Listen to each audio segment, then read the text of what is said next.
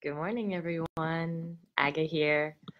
So, I decided to come on today to give you a little update on what's happening. I'm on day 14 of the SIBO Cleanse. Some of you may have known that we just launched, Candida Cleanser just launched this brand new product, the SIBO Cleanse, and I decided to try it. I try all the products that Candida Cleanser has because if I'm going to recommend something, I want to have tried it myself and see that it works. And some of these protocols are really intense. 45 days for Candida Cleanser, 28 days for SIBO, and you know, I want to know what that journey is so that I can better help you when it's time for your journey. So day 20 or day 14 of the SIBO cleanse, and it has been such a roller coaster ride. And I'm someone who didn't have SIBO. I didn't have any of the symptoms of small intestinal bacterial overgrowth. I was simply just curious, the herbs in the cleanse, which are neem, berberine, and allicin.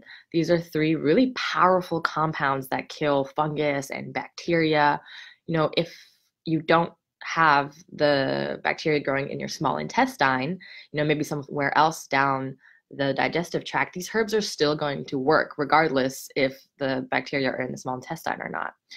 And wow, it's been a wild ride. So,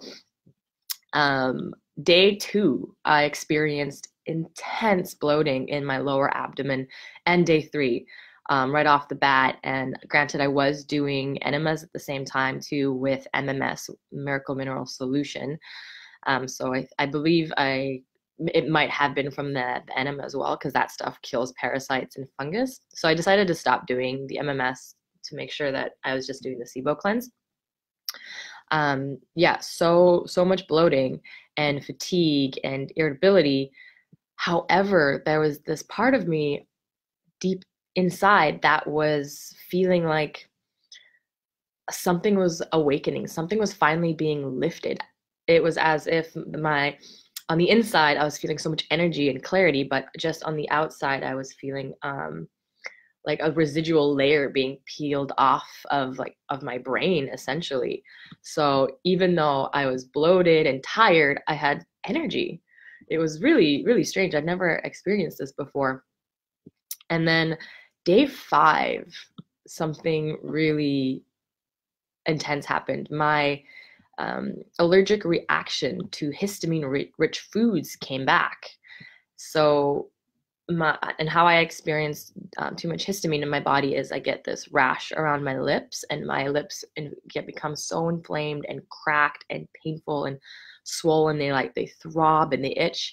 And if it goes over a certain level of tolerance, also my lower face begins to break out into a rash and it becomes itchy. And then if I still continue eating histamine-rich foods, that's just the whole head and the whole face begins to become itchy. So if you're experiencing itchy skin or tingly skin, it can be die-off as well, or something I have narrowed down to a histamine reaction. So some of the bacteria that live in our gut produce histamines, and histamines are a neurotransmitter we create. It can be inflammatory or anti-inflammatory. It has multiple uses in the body. We're more familiar with histamines when we have an allergic reaction. So we take antihistamines like Allergen or Allegra or Claritin. However, your own body produces histamines as a mechanism for alerting the system that there's an issue. And some of these bacteria in our gut, when there's too many of them, they create a lot of histamines already. So our threshold for histamines becomes diminished. And then we can eat histamine producing foods or histamine liberating foods that make our body produce histamines. And it's just an overload of histamines. I've said the word like 500 times already. So if there's that many histamines in the body, we just can't handle it, and the body goes into like an allergic reaction. So this is also very common. And so I started to get this histamine reaction. So I had to stop eating cacao. Cacao has lots of histamines in it. Coffee, if you're cleansing, you should be drinking coffee anyway.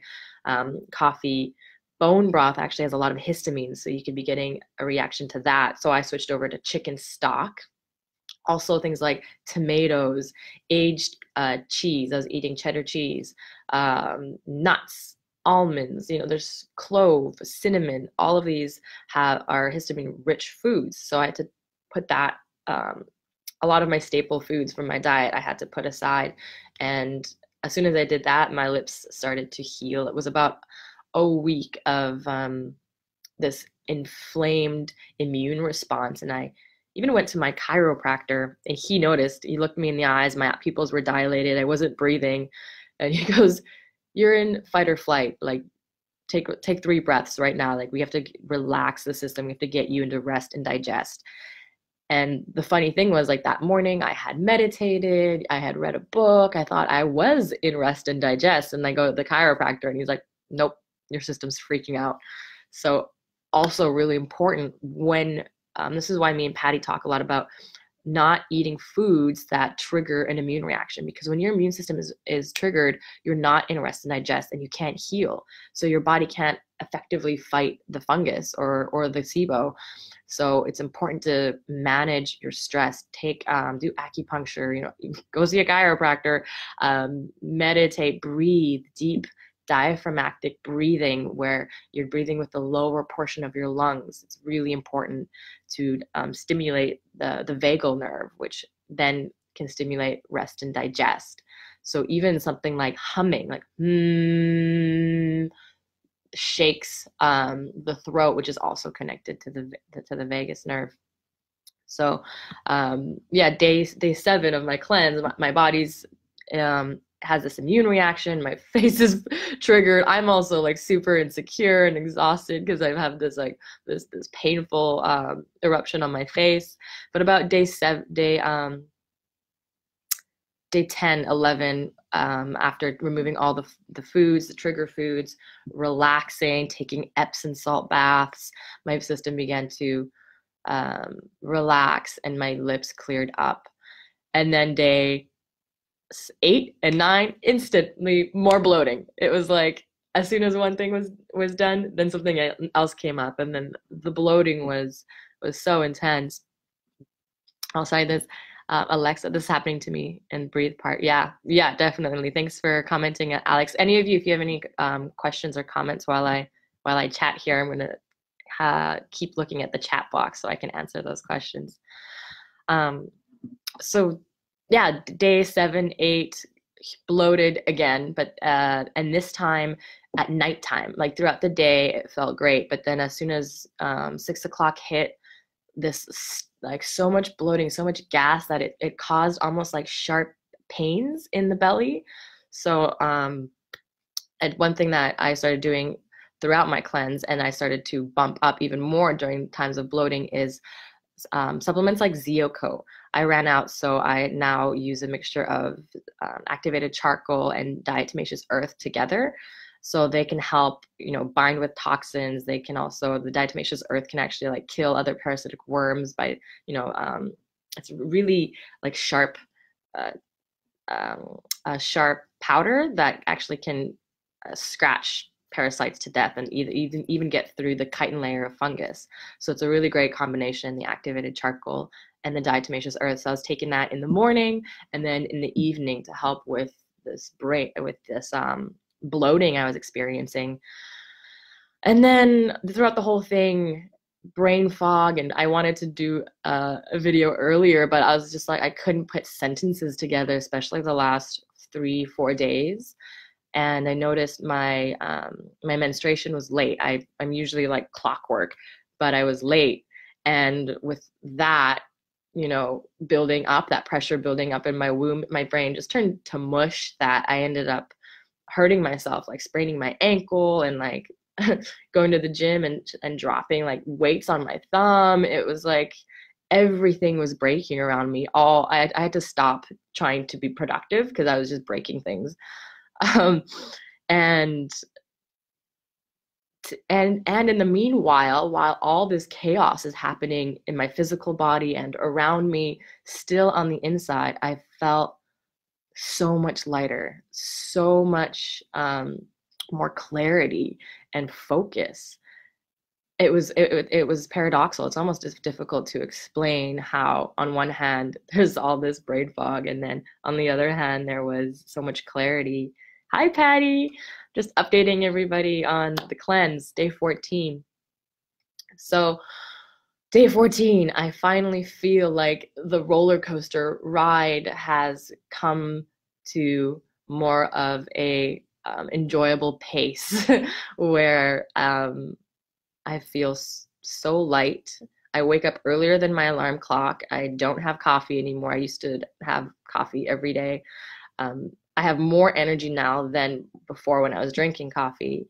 I wake up earlier, so I actually meditate for 30 minutes in the morning, and my concentration is like spot on. You know, before it was like my monkey brain constantly like, you have this to do, you have that to do, you should go over here, you should do that. So that centeredness, that's the word I was looking for. I've been centered and grounded in my own being throughout this whole roller coaster ride, which I had never experienced before in a cleanse. It was really strange. It's been really strange. So I want to share with you now all the detox tips that I've been adding into my SIBO cleanse. So the cleanse comes, I should have done this before, is with neem and then the berberin complex. So this is berberine and allicin put together, and you get 4 of these bottles and 2 of these bottles when you cleanse. And you take it 4 times a day with meals. So I was doing broth at least 3 cups a day. Started my morning with powder of activated charcoal and diatomaceous earth because I ran out of Zeoco. Zeoco is also great for that. So here I have a whole list that I wrote down of what I was doing because it was or what I am doing because there's so much. So activated charcoal and diatomaceous earth first thing in the morning and in the evening, 2 hours away from the capsules. Then bone broth, lots of broth. Because I had a histamine thing, I turned it into chicken stock. Chicken stock, you only cook your bones for about 2 hours. Bone broth is when you cook the bones for like 12 to 24 hours.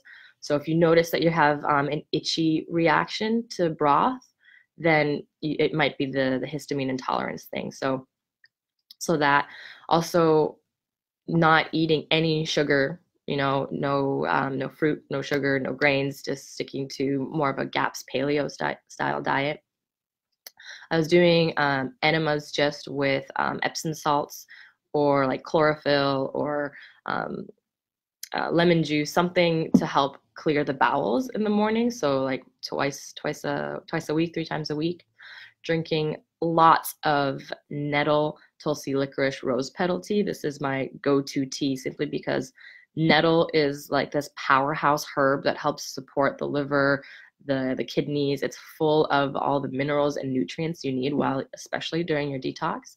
And for women, it's really, really great right before you're going to go into menstruation to provide everything you need during that time, which actually can be very taxing on the body. So I was drinking that tea, you know, a big cup like this. This is like about a liter, 2 liters a day. So I have a big pot boiling all the time. Then I added vitamin C into my regime, at least 1,000 milligrams a day. I added quercetin. Quercetin helps to mitigate histamine response in the body. Alpha lipoic acid for the liver as well.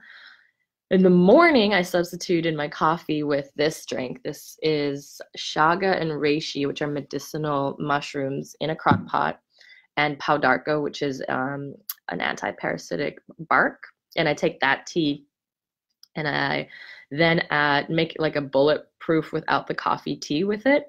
So it's the chaga and the reishi, and I started to use goat milk's butter.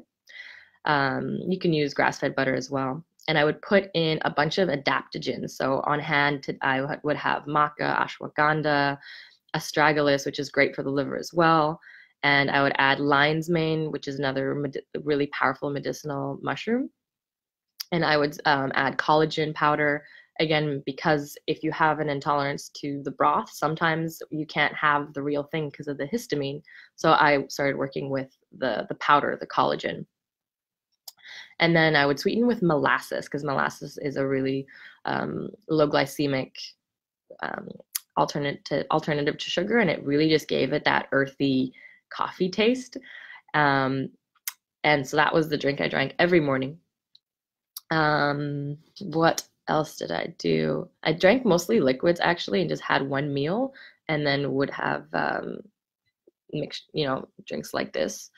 So lots of liquids, lots of water, and really spending a lot of time in nature, walking at least an hour a day, making the time, if it's like 15 minutes here, 15 minutes there, to really get outside and like be in the sunshine. I live luckily, just a few blocks from the beach. So really walking through the beach, walking through the forest, really making sure that you have your nervous system under control. Because again, if you're in fight or flight, it's really difficult to heal. So making sure you're getting the necessary sleep and Epsom salt baths for the magnesium. So doing that 4 times a week or so.